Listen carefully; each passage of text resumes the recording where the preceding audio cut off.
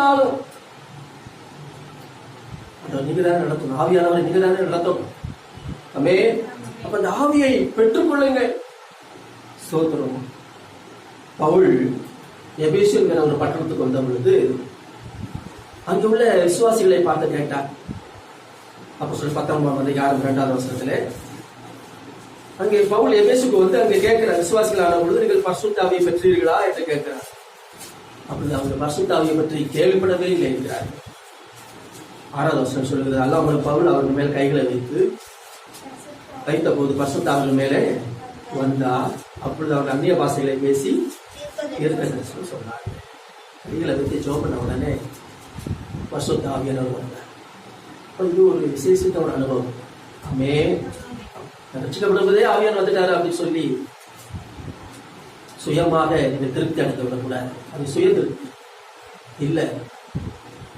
அது தெளிவா கேட்கிறேன். விசுவாசிகள் ஆன பொழுது பரிசுத்தாவி பெற்றீர்களா அப்படின்னு கேள்விப்படவே இல்லைங்க. அப்ப பரிசுத்தாவி வந்தா என்ன நடக்கும்? அந்நிய பாஷை பேசணும், தீர்க்க தரிசனம். அல்லேலூயா, ஸ்தோத்திரம். அதே போல இன்னொரு சம்பவத்தை நம்ம பார்க்க முடியும்.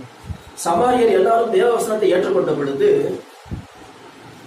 எருசலேமில் உள்ள அப்போஸ்தலர்கள் பேதுருவையும் யோவானையும் அனுப்புகிறார்கள். சமாரியர் புறஜாதியர் எல்லாம் அங்க இயேசுவை ஏற்றுக்கொள்கிறார்கள். அவர்கள் அப்போஸ்தலர் 8:15 வாசிக்கிறோம்.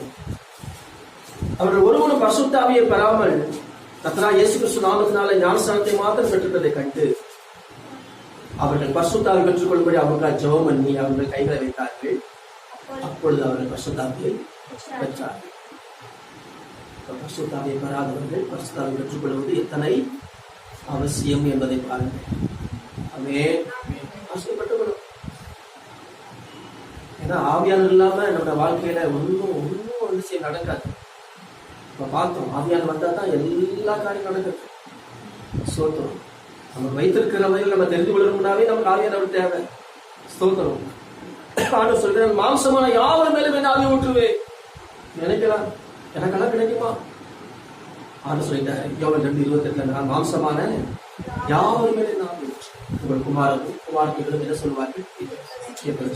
உங்கள் மூப்ப சொப்பனங்களையும் வாலிப தரிசனங்களையும் காண்பார். அல்லேலூயா. நான் தீர்க்க தரிசனம் சொல்லுவோமா அப்படின்னு நினைக்காதீங்க.